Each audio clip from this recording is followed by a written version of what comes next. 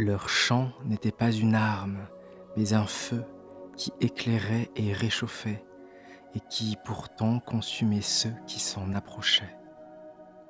Bonsoir, je m'appelle Sébastien Ly et je vous souhaite la bienvenue sur les légendes de Monsieur Ly. Merci du fond du cœur à toutes celles et ceux qui suivent déjà cette aventure, et bienvenue à vous qui arrivez pour la première fois sur cette chaîne. N'oubliez pas, dès maintenant, de laisser un pouce en l'air. Chaque geste compte pour soutenir la chaîne et me permettre de continuer à partager ces histoires. Ce soir, nous allons parler de créatures mythologiques fascinantes, les sirènes, et plus précisément de ce passage célèbre du voyage d'Ulysse où le héros s'attache au mât de son navire pour survivre à leur chant. On les imagine souvent comme des femmes poissons vivant sous l'eau, mais en réalité, ce n'est que depuis le Moyen Âge que les sirènes ont pris cette forme. Dans l'Antiquité, au moment où Homère rédige l'Odyssée, elles étaient décrites comme des femmes ailées, des créatures mi-femmes, mi-oiseaux, posées sur leurs rochers, chantant pour attirer les marins. À travers ce conte, il sera aussi question d'autre chose, de la nécessité de parler et d'être entendu, et de la force qu'il faut parfois pour écouter les vérités profondes du monde.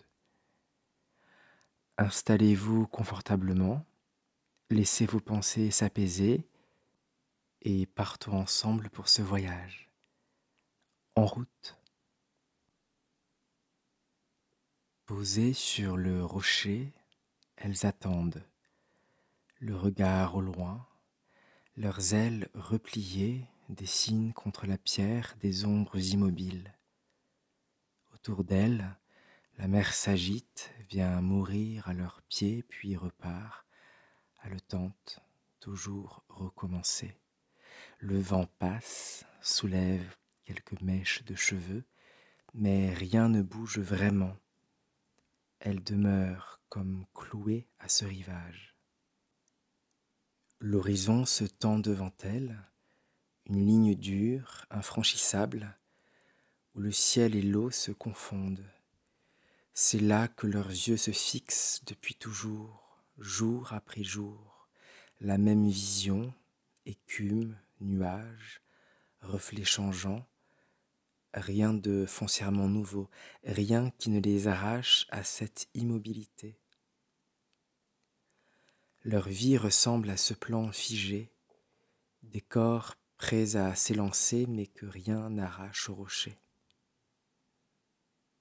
Un instant, on croirait qu'elles sont statues, puis un battement léger traverse leurs plumes, non un envol, seulement un souvenir, comme si ces ailes se rappelaient qu'elles furent créées pour s'ouvrir, mais qu'elles n'ont jamais connu d'air à fendre.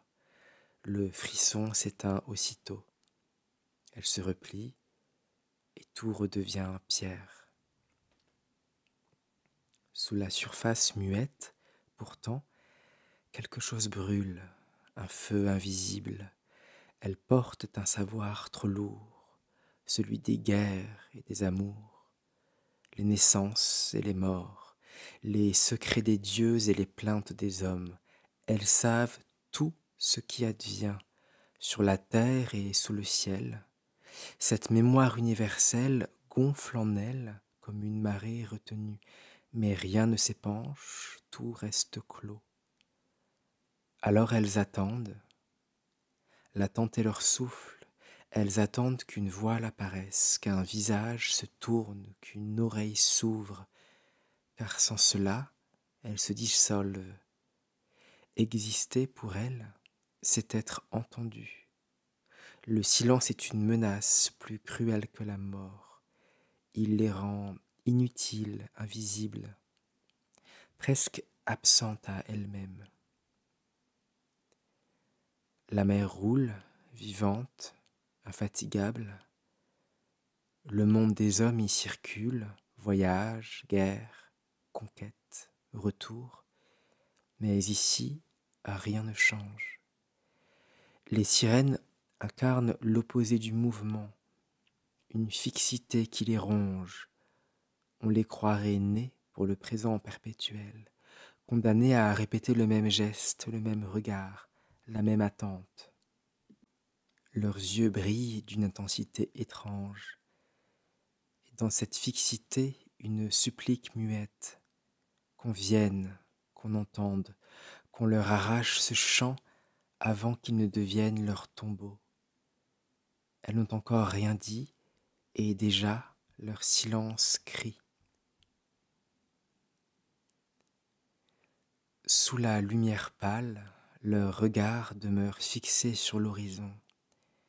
Mais derrière cette fixité, une marée invisible gronde, car si leur corps semble de pierre, leurs esprits, eux, débordent.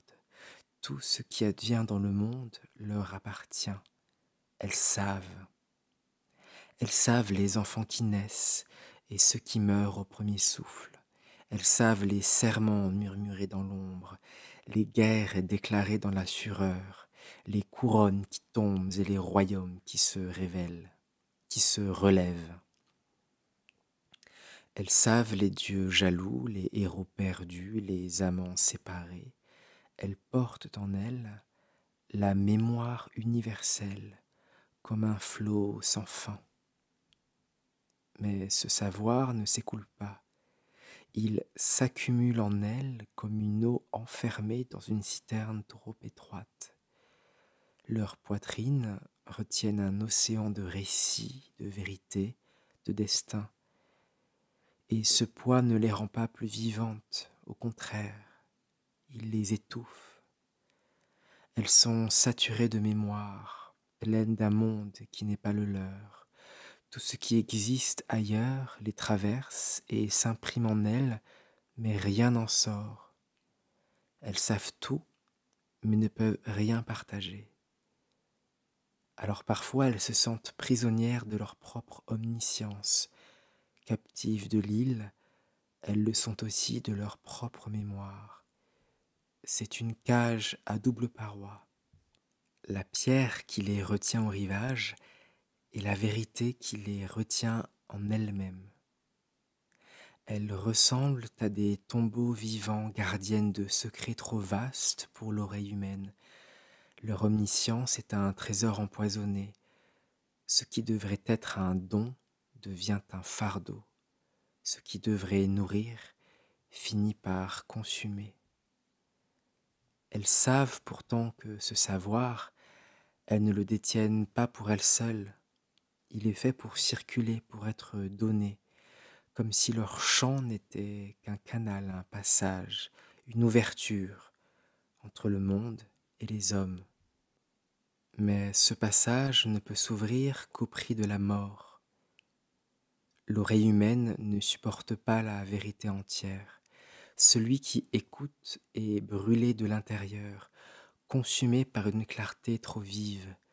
Le chant est don, et ce don est fatal. Alors elles attendent encore, gonflées de ce trop-plein qui ne trouve pas d'issue. Elles ressemblent à des outres pleines, prêtes à se rompre, à des mères prisonnières d'une poitrine fragile, et dans leurs yeux immobiles se devine la détresse de ce paradoxe. Posséder le tout et n'avoir aucun lieu où le déposer. Être le réceptacle d'une mémoire infinie, mais sans auditeur pour la recueillir. Elles sentent que leur savoir, s'il reste muet, se change en poison. Mais si elles le livrent, il devient sentence de mort. Le vent passe, la mer gronde, mais ce que portent les sirènes demeure invisible. Personne ne sait la charge qu'elles supportent. Elles, seules, connaissent l'immensité du monde, mais cette immensité les enferme plus encore que la pierre. Elles sont la mémoire universelle, prisonnière d'un silence, et cette contradiction, elles la portent comme une plaie ouverte, chaque jour plus vive, chaque jour plus brûlante. Un frisson parcourt l'air. Sur leurs lèvres closes, on devine une tension, un mot retenu, un chant encore enfoui. Mais sous ce silence, un autre désir s'agite, plus secret, plus brûlant. Car derrière l'image de tentatrices implacables, derrière la légende de leur voix fatale, elles veulent autre chose, être aimées, être reconnues, ne serait-ce qu'un instant, comme des êtres et non comme des pièges. Leur chant, on le dit funeste, mais pour elles, il est d'abord une confession. Chaque note est un aveu, chaque mélodie est un appel. Elles chantent pour combler l'absence, pour rompre le vide. Elles chantent pour dire « Nous sommes seuls, nous sommes captives, nous voulons un regard qui ne fuit pas. » Elles chantent pour tendre la main et non pour la refermer sur une proie. Pourtant, aucun marin ne les a jamais vues ainsi. Les hommes n'aperçoivent que la surface du mystère. Ils tremblent devant la promesse de leur voix, mais ne soupçonnent pas la détresse qui anime. Dans leurs yeux fixes, derrière la brillance presque minérale, brûle la supplication d'un amour impossible. Elles veulent être comprises, qu'on écoute au-delà du chant, qu'on perçoive dans leur offrande non une menace, mais une soif d'existence partagée. Cette soif pourtant est inassouvie, car leur don porte la mort. Elles ne cherchent pas à tuer, mais leur désir même se retourne contre elles. Elles veulent transmettre, elles veulent offrir, mais l'homme qui reçoit s'anéantit. Alors, à chaque naufrage, à chaque corps brisé contre les rochers, elles sentent s'éloigner un peu plus la possibilité d'être un jour reconnues pour ce qu'elles sont vraiment. Des amantes empêchées, des gardiennes de mémoire, des êtres avides de rencontres. Plus elles désirent être aimées, plus elles détruisent. Ainsi elles sont doublement prisonnières, captives de l'île et captives de leurs propres désirs. Elles lèvent les yeux vers l'horizon comme on tente une prière. Pourtant, elles savent que ce rêve est une illusion. Les marins viendront, ils tomberont, et elles resteront seules sur leur rocher. Elles sont des êtres qui désirent, et ce désir, parce qu'il ne peut jamais être comblé, les condamne à l'éternité. L'horizon, d'ordinaire vide, se trouble d'un éclat noir. Un point minuscule fend la ligne d'eau et de ciel, comme une tache sur la pureté de l'infini. Au début, ce n'est presque rien, un mirage, une poussière de mouvement dans l'immobilité, mais dans leurs yeux, depuis des siècles fixés sur la même ligne, savent reconnaître le signe. Ce n'est pas une nuée ni un oiseau, c'est une voile, c'est un navire. Un souffle se lève dans leur poitrine, quelque chose qui ressemble à de la vie. Elles se penchent légèrement en avant comme si le rocher basculait. Tout leur corps est tendu vers ce point. L'attente jusqu'alors inerte se fait brûlure. Le désir s'allume comme une flamme sous la cendre. Le monde soudain change. Les vagues, les nuages, le vent, tout converge vers cette apparition. Le navire devient l'axe du temps, l'unique promesse, l'unique possibilité. Elles ne savent pas qui vient, ni d'où il part, mais qu'importe, ce qui compte, c'est qu'il arrive, car sans lui, elles meurent. Ce navire est plus qu'un voyageur, plus qu'un équipage. Il est la condition même de leur existence. Dans cette silhouette encore lointaine, elles pressentent déjà une délivrance. Enfin quelqu'un pour écouter, pour recevoir, pour briser le silence qui les ronge.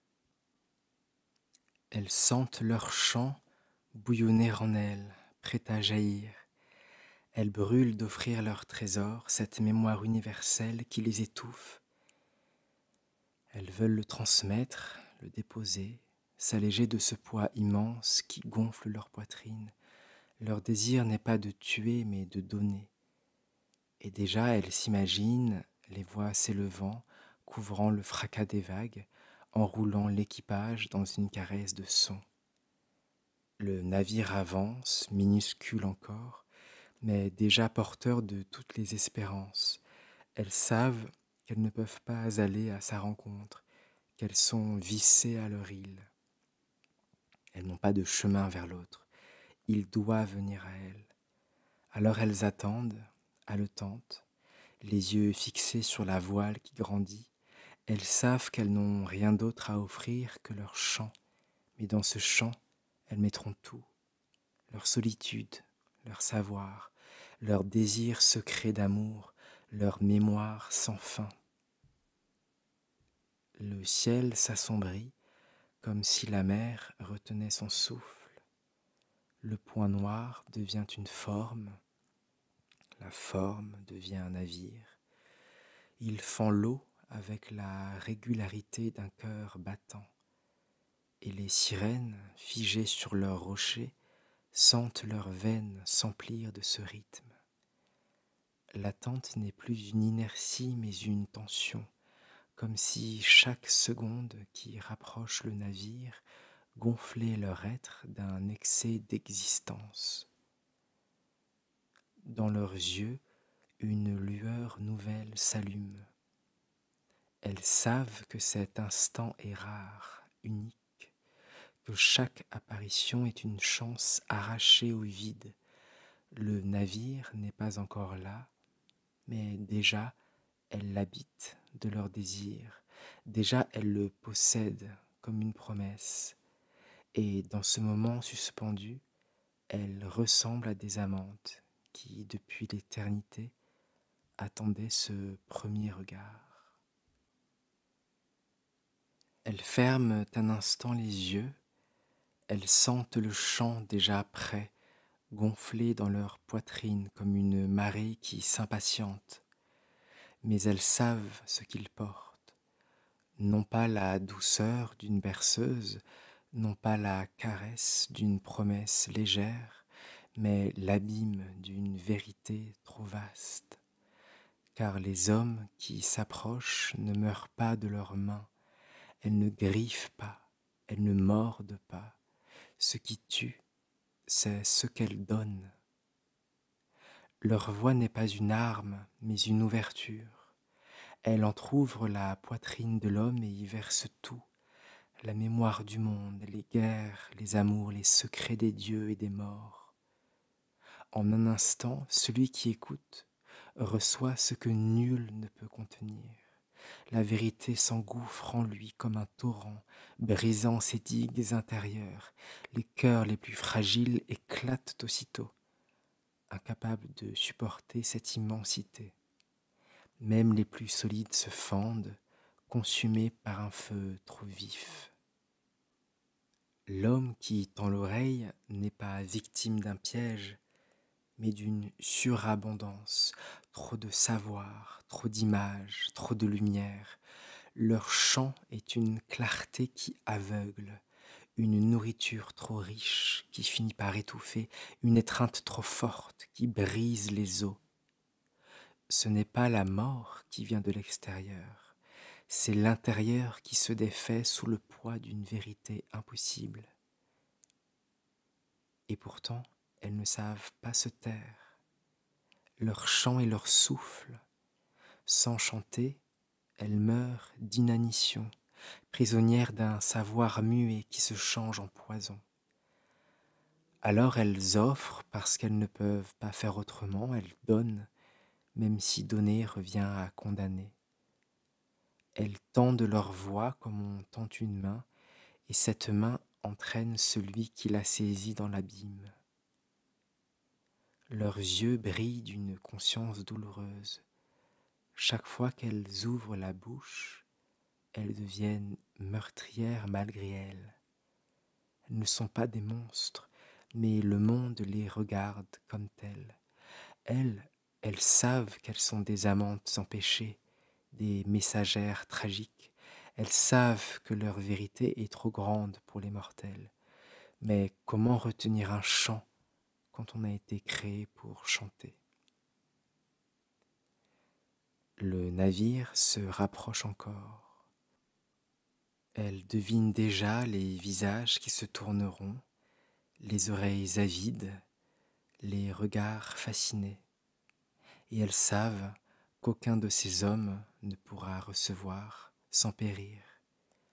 Elles voudraient tendre une mélodie douce, un secret choisi, une parcelle de leur savoir, mais le chant ne se divise pas. Il est entier ou il n'est pas. Alors elles restent figées, à la fois prêtes et terrifiées. Elles attendent l'instant où leur voix se déploiera, où leur désir d'être entendu se changera en sentence. Elles savent qu'elles tuent malgré elles, qu'elles condamnent en voulant aimer, et dans ce paradoxe, elles sentent le gouffre de leur malédiction exister. Pour elles, c'est transmettre. Transmettre, c'est tuer. Le navire est désormais assez proche pour qu'elles distinguent les silhouettes. Les rameurs, penchés sur leurs avirons, frappent l'eau avec régularité. Leurs gestes sont lourds, mécaniques, comme si chaque mouvement les éloignait de la conscience du monde. Mais au centre, une figure se dresse, immobile parmi les corps courbés. Elle plisse les yeux. Là, debout contre le mât, il y a un homme. Ses bras sont liés de cordes épaisses, sa poitrine plaquée contre le bois. Il ne lutte pas contre ces liens, il les accepte, comme s'il les avait choisis. Ce détail les trouble. Elles n'ont jamais vu cela. D'ordinaire, les marins s'avancent libres, inconscients, et succombent. Mais celui-là vient déjà enfermé. Un frisson passe dans leurs ailes. Pourquoi s'attacher ainsi, sinon par crainte de leur voix? Elles comprennent aussitôt qu'il sait, qu'il a entendu parler d'elle, qu'il s'est préparé à cette rencontre. Et cette préparation, loin de les affaiblir, les excite davantage, car il ne vient pas comme une proie ignorante, mais comme un homme qui a choisi d'affronter leur chant. Elles sentent en lui deux forces contraires, la peur et la curiosité. Sa posture dit la prudence, son visage dit le désir. Ses yeux, fixés vers l'horizon, cherchent déjà leur présence, comme s'ils voulaient capter l'ombre de leur apparition avant même que leur voix ne s'élève. Il veut savoir, il veut entendre. Et cette avidité, elles la reconnaissent. C'est la même qui les habite, ce besoin de donner, de recevoir, de combler un vide. Dans cette silhouette attachée, elles perçoivent une ressemblance intime. Lui, prisonnier de cordes, qu'il a lui-même ordonné, et elle, prisonnière d'une île qu'elles n'ont jamais quittée. Lui debout, incapable de fuir ce qui vient, et elle, figée, incapable de se taire. Deux captivités qui se répondent, deux solitudes qui se regardent sans encore se toucher. Elles sentent déjà le tiraillement qui l'habite. Il veut et il refuse. Il brûle et il tremble. Ces liens ne sont pas seulement de cordes, ils sont le reflet de sa propre division. Et dans cette tension, elles trouvent une intensité nouvelle, car peut-être qu'en cet homme-là, attaché mais désireux, elles rencontreront enfin quelqu'un qui les écoutera jusqu'au bout, sans mourir aussitôt. La mer avance, le navire fend l'écume, le bois craque, les rames battent et lui reste là, dressé, offert et contraint à la fois. Les sirènes sur leurs rochers le regardent approcher avec une fièvre qu'elles n'avaient jamais connue. Leurs yeux brillent, leur poitrine se soulève, l'instant approche, elles le sentent. Bientôt, leur voix se déploiera. Bientôt, leur malédiction et leur désir se rejoindront dans un seul cri. Un souffle long traverse leurs lèvres, puis d'un mouvement imperceptible, leur bouche s'ouvre. Le silence qui enveloppait l'île se rompt, et d'abord, ce n'est qu'un filet ténu, une vibration légère, à peine plus forte que le bruissement du vent. Mais très vite, la note enfle, se déploie, s'élève comme une marée qui gagne en puissance, et toute la mer devient instrument. Les vagues semblent épouser le rythme, le vent se plie à leur cadence, le monde entier se fait caisse de résonance. Le navire continue sa course, mais déjà il est pris dans l'onde invisible. Chaque rameur, bien que leurs oreilles soient bouchées de cire, sent dans ses muscles un frisson, comme si l'eau sous leurs avirons vibrait à une intensité nouvelle. Et lui, l'homme attaché au mât, lève brusquement le visage, comme frappé en plein cœur. Car ce chant n'est pas seulement une musique, c'est une mémoire. Les sirènes tissent dans leur voix les fils de toutes les histoires. Troie en flammes, les héros tombés sur la plaine, les dieux aux colères redoutables, les amants aux serments brisés. Elles ne racontent pas, elles incarnent. Leur voix est un théâtre immense où tout le passé revient et où tout le futur s'annonce déjà. Elles offrent plus que des récits, elles offrent la vérité nue. Elles disent ce que les dieux murmurent dans le secret de l'Olympe, ce que la terre garde enfoui, ce que les hommes redoutent de savoir sur eux-mêmes. Elles ne chantent pas pour séduire, elles chantent pour donner l'essentiel, donner l'infini, donner ce qu'aucune oreille ne peut vraiment recevoir sans se briser. Elles croient sincèrement offrir un don.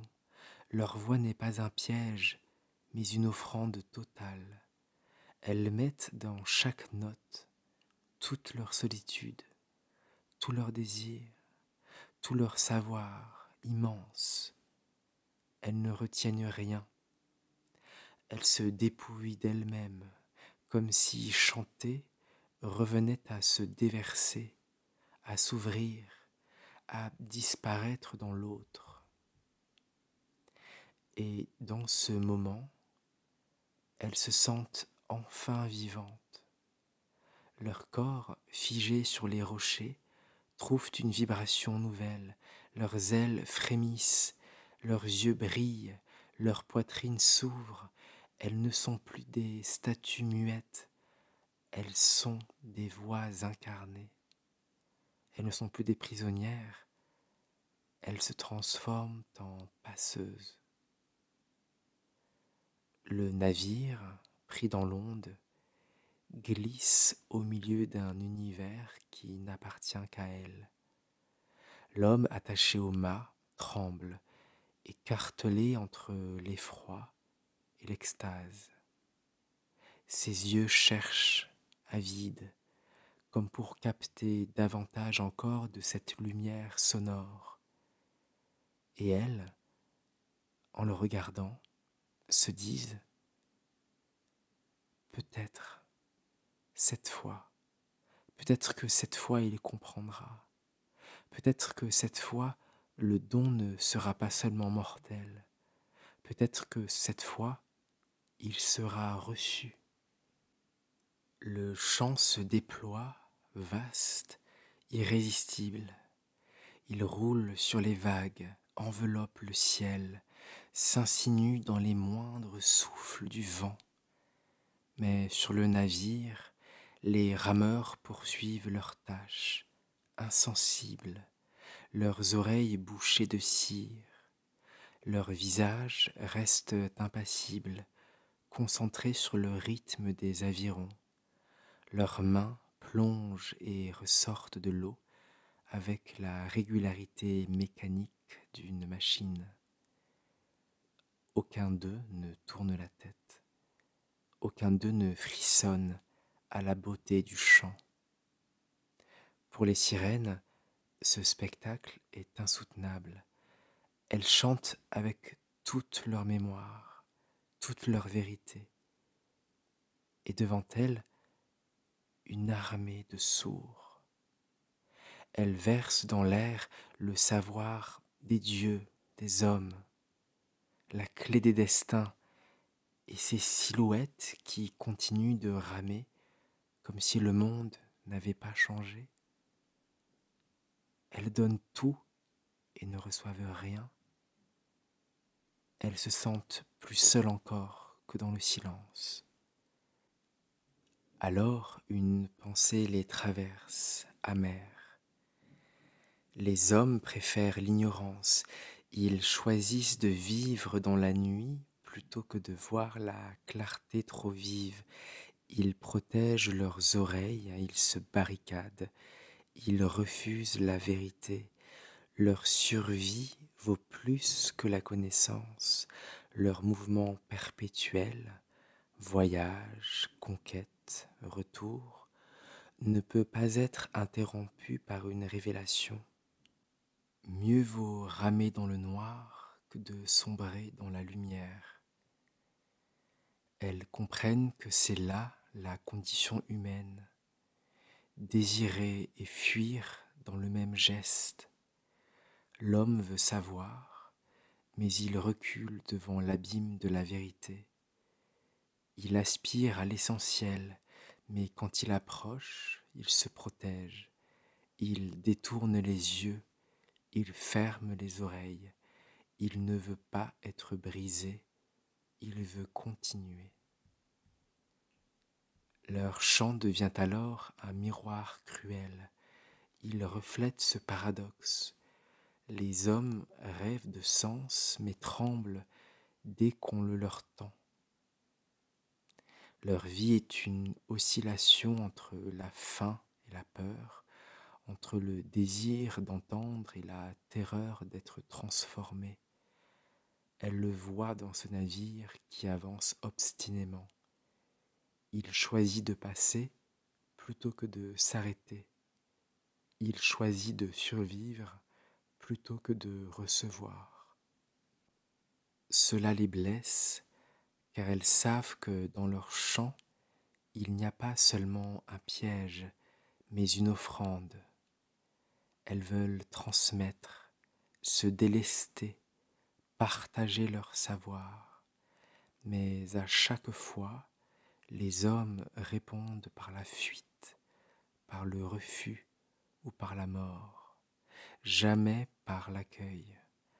Alors elles continuent de chanter, mais ce chant, peu à peu, prend une couleur différente, non plus seulement une promesse, mais une plainte, non plus seulement une offrande, mais un deuil. Il crie, sa voix fend le tumulte, déchire l'air plus fort que les rames qui battent l'eau. Attaché au mât, Ulysse se tord, ses muscles saillent, ses liens se tendent au bord de la rupture. Il implore qu'on le détache, qu'on le laisse venir à elle.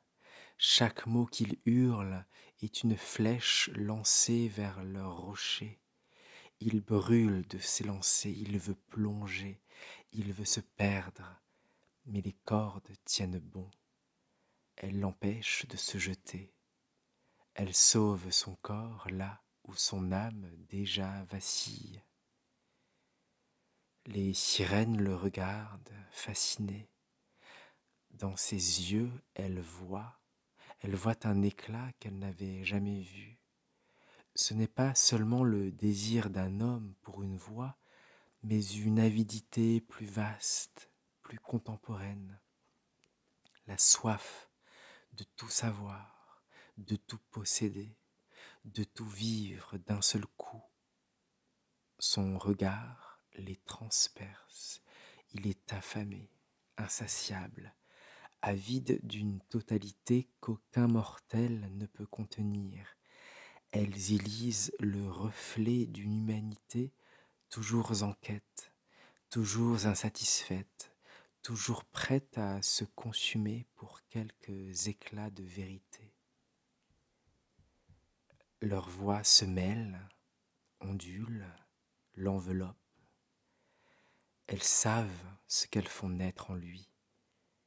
Une flamme qui éclaire et qui détruit dans le même mouvement. Leur chant est comme un feu. Il illumine les ténèbres, il révèle ce qui était caché, il réchauffe même. Mais sitôt qu'on s'en approche trop, il brûle, il consume, il réduit en cendres. Elles sentent qu'elles sont cet incendie, à la fois lumière et porteuse de ruines.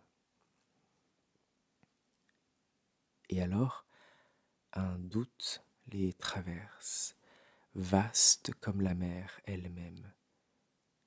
Sont-elles coupables de donner ce feu? Ou bien est-ce l'homme qui, incapable de mesurer sa force, se condamne lui-même?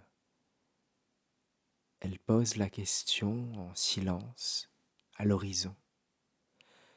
L'humanité peut-elle vraiment entendre toute la vérité sans se perdre? Peut-elle supporter le poids du monde, l'éclat des dieux, le fil des destins? Ou bien doit-elle vivre dans le demi-jour, protégée par des voiles, par des mensonges, par des silences? Alors elle continue de chanter, mais ce chant n'est plus tout à fait le même. Il se charge de cette interrogation, il devient plus grave, plus profond, comme une méditation adressée non seulement à Ulysse, mais à tous les hommes. Leurs voix disent: nous vous donnons tout ce que vous désirez. Mais savez-vous vraiment ce que vous demandez? Elles disent: vous cherchez la lumière, mais la lumière vous détruit. Elles disent: peut-être que le silence est votre seul salut. Ulysse hurle encore. Ses yeux enfiévrés s'emplissent de larmes. Elle voit ses cordes se tendre, ses veines palpiter, et malgré la douleur, malgré la brûlure, il reste en vie. Il endure, il ne meurt pas. Et dans cette endurance, elles sentent poindre une vérité nouvelle. Peut-être qu'un homme, un seul, peut entendre le feu sans s'y dissoudre. Peut-être que cet instant n'est pas seulement leur malédiction, mais un passage vers autre chose. Le navire avance encore, mais déjà elles sentent la distance s'installer. Leurs voix, lancées comme des flèches de lumière, atteignent de moins en moins la coque. Leurs notes, d'abord claires, se dissipent dans le vent, se brisent contre l'air vide, comme des vagues trop faibles. Elles s'échouent sans écho. Chaque mesure qu'elles entonnent s'éloigne de son destinataire. Chaque souffle devient une plainte perdue dans l'immensité. Ulysse continue de hurler. Ses cordes gémissent sous sa lutte, mais déjà sa voix se fait plus lointaine à leurs oreilles. Il n'est plus qu'une silhouette agitée sur le pont. La tension de ses bras, le feu de ses yeux, tout cela s'efface peu à peu, absorbé par la distance. Elle le voit se dissoudre dans l'horizon comme une torche qui s'éteint derrière une colline. Elles savent que bientôt, il ne restera plus rien de lui qu'un souvenir dans leur poitrine. Leurs chants, qu'elles avaient tendus comme des bras suppliants, ne rencontrent plus de peau, plus d'âme, plus de regard. Ils se dispersent dans le ciel, se mêlent aux courants marins, se perdent dans les abysses. Elles continuent de chanter par nécessité, mais elles sentent déjà que c'est inutile. Le don n'a pas été reçu. Leur offrande est comme retombée dans le vide. Alors vient la morsure de la certitude. Cette fois encore, elles ne seront pas comprises. Ou alors, peut-être ont-elles été comprises. Peut-être que ces muscles tendus, ces veines saillantes, ce regard brûlant de désir étaient réels. Peut-être que tout cela a véritablement vibré et que cet homme était tout entier tendu de désir vers elle. Mais la distance, ces liens, ces cordes, ce mât qui le retenait, auront suffi à empêcher le contact, à retenir la caresse, à créer ce lien que pourtant elle désire tant. Il a aussi entendu Troie, les guerres, les dieux, les amants perdus. Son regard était presque atteint de folie, mais il leur semble qu'à l'intérieur de ses pupilles, il leur semble avoir perçu comme une compréhension, une tentative en tout cas d'embrasser le monde dans sa totalité, dans sa beauté comme dans son horreur, dans sa banalité comme dans son onirisme. Elles n'en sont pas tout à fait convaincues car c'est en principe la mort qui achève de les convaincre. Mais là, quelque chose d'autre s'est passé. Une lumière s'est allumée, une lumière qui ne s'est pas éteinte. Une lumière qui, peut-être à cet instant-là, brille encore. Ces cordes l'ont sauvé de la noyade, mais elles l'ont aussi arraché à elle. Il vivra, oui, mais en s'éloignant. Et elles resteront là, figées, avec ce trop-plein de vérité qui n'a trouvé personne pour l'accueillir complètement. Le silence commence à retomber, lentement, comme une chape qui descend.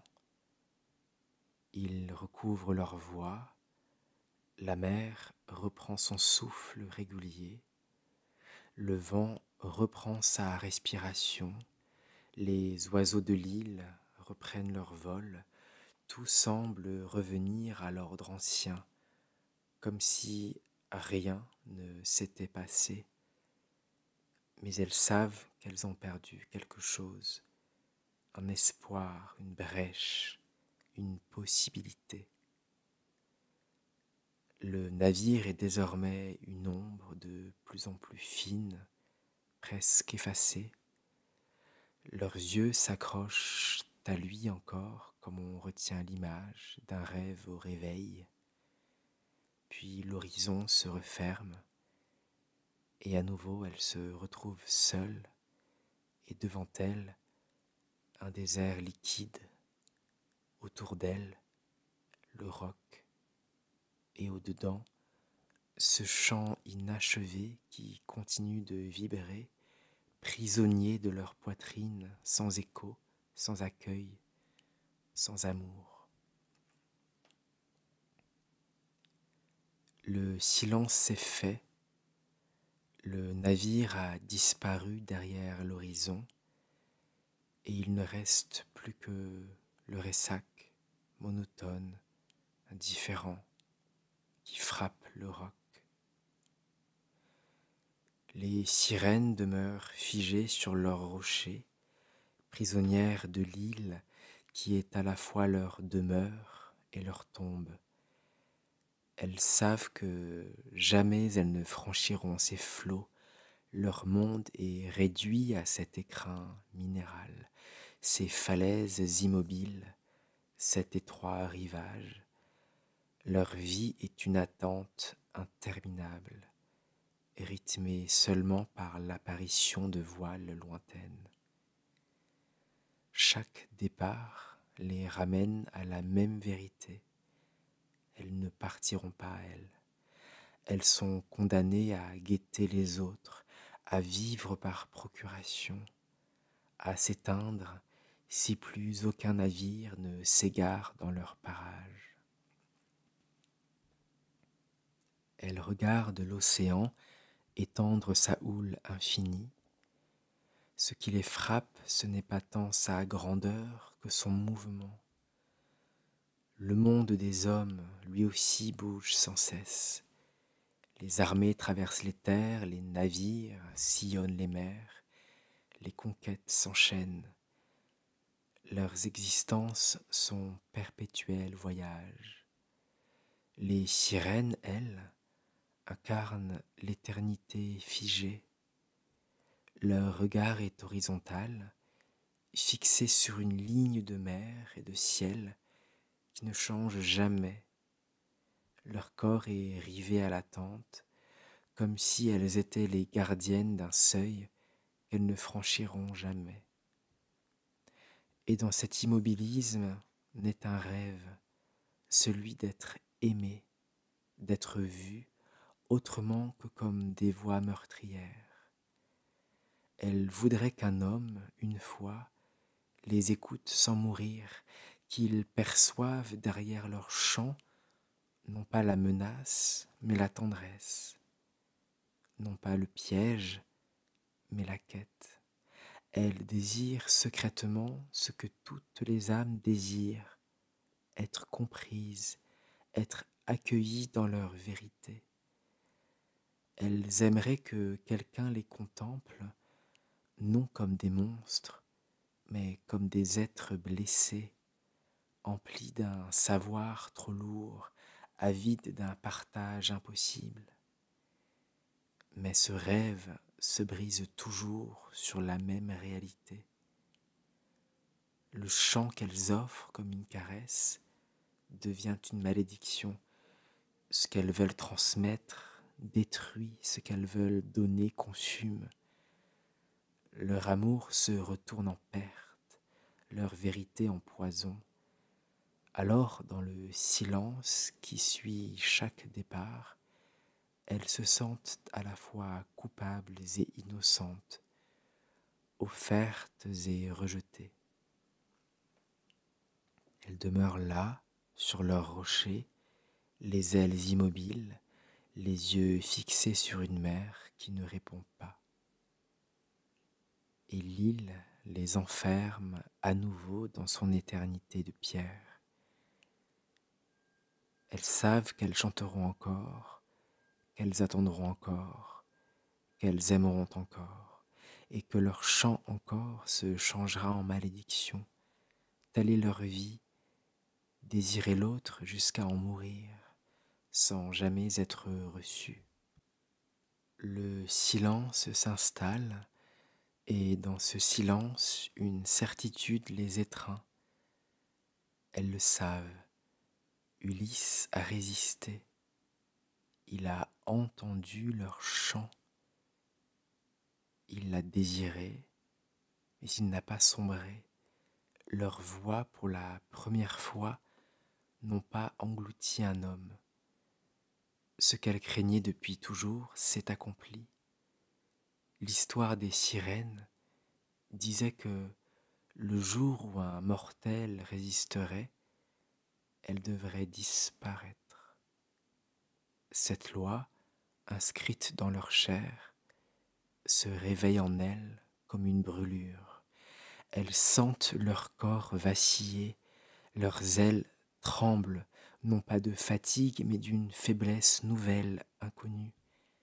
Elles n'ont plus d'ancrage, leur souffle s'alourdit, leur chant s'éteint.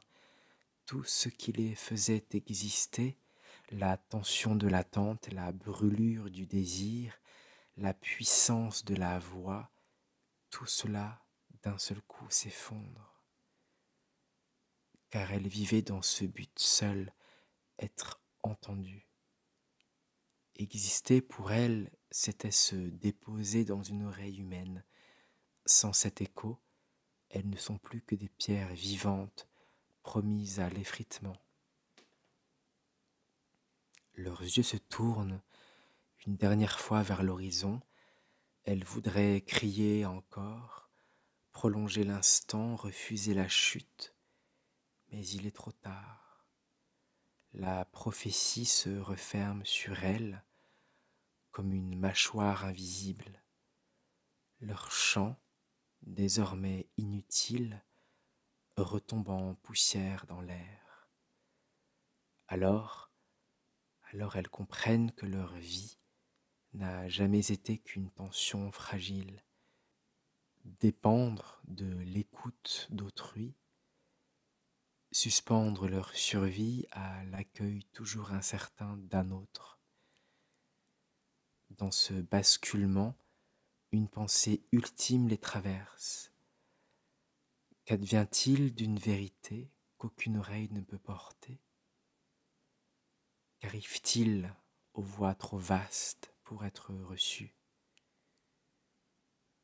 Meurent-elles avec celle qui les porte, ou bien flottent-elles encore dans l'air, invisibles, attendant une oreille assez forte pour les recueillir? Leur corps glisse, leurs ailes se ferment, et dans l'écho de leur disparition, il reste une énigme suspendue au-dessus de la mer. Peut-on vivre sans écouter?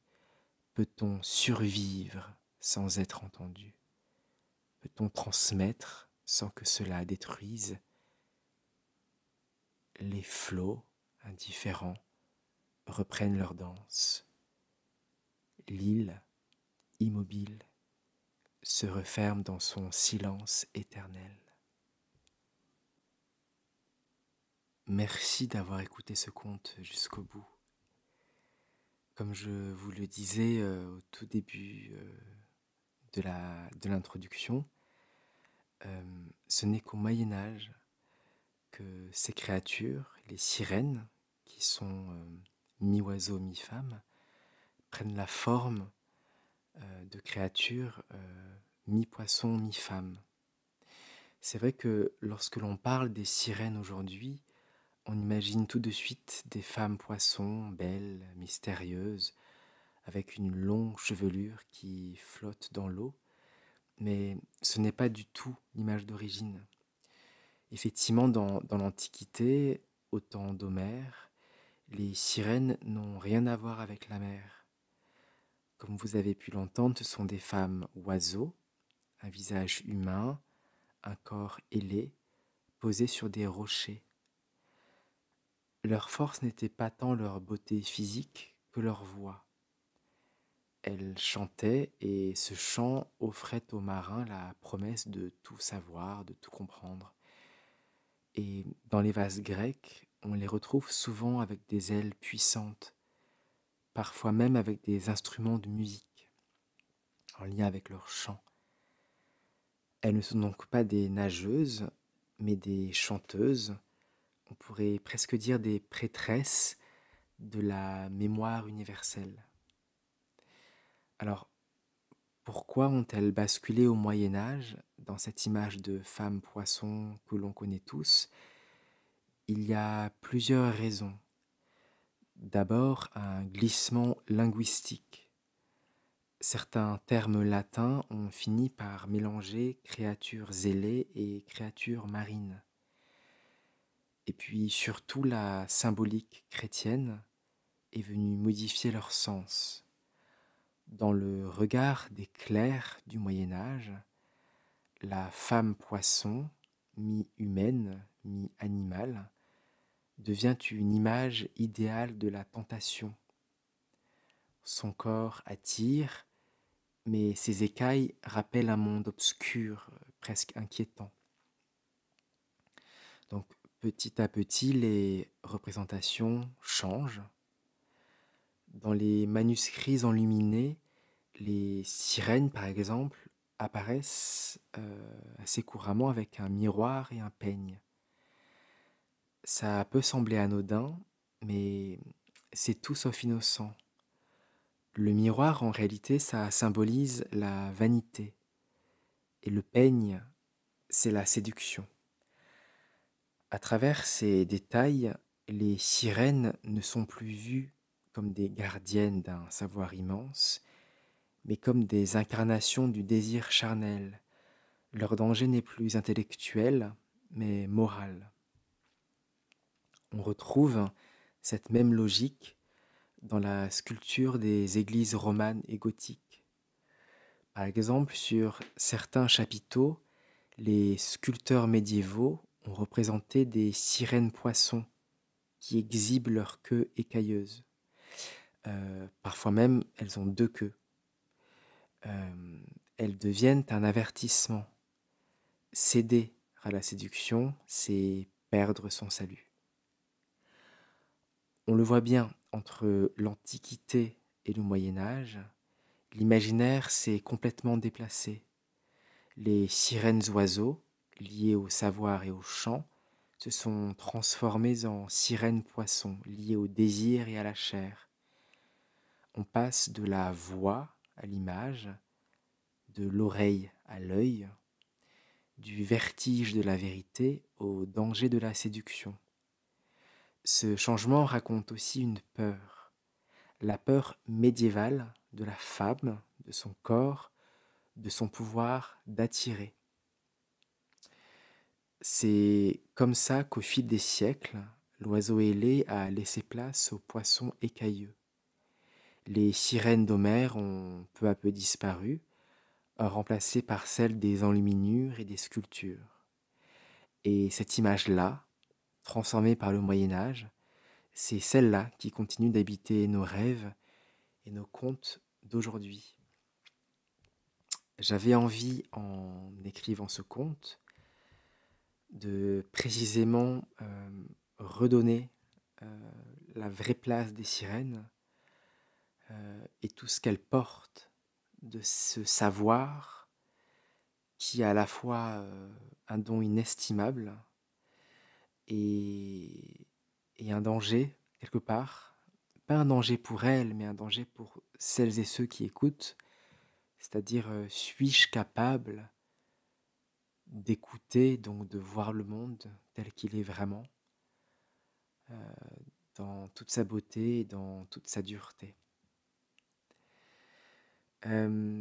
Voilà, j'espère que ce conte vous a plu. En tout cas, j'ai eu beaucoup de plaisir, à me documenter et à l'écrire pour vous. Un immense merci à toutes celles et ceux qui sont déjà abonnés et à nouveau bienvenue à celles et ceux qui ont fait cette première traversée avec nous ce soir. Si vous avez aimé cette histoire, n'oubliez pas de laisser un pouce en l'air et de vous abonner.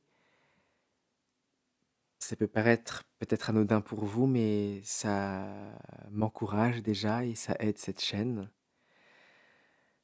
Mmh, un partage aussi, c'est une belle manière de partager ce voyage avec d'autres personnes et peut-être de faire connaître, la véritable identité des sirènes.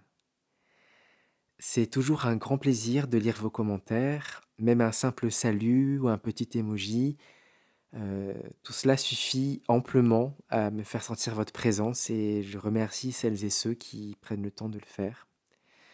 Quand j'enregistre, je pense fort à toutes ces paires d'oreilles qui vont m'écouter, mais savez que sans vos retours, il manque quelque chose. Sachez vraiment que chaque mot que vous laissez allume une petite lumière pour moi et je vous répondrai toujours, je vous le promets, avec beaucoup de joie. Je vous souhaite une très belle semaine et je vous donne rendez-vous dimanche prochain, toujours à 19 h, pour un nouveau conte. À bientôt.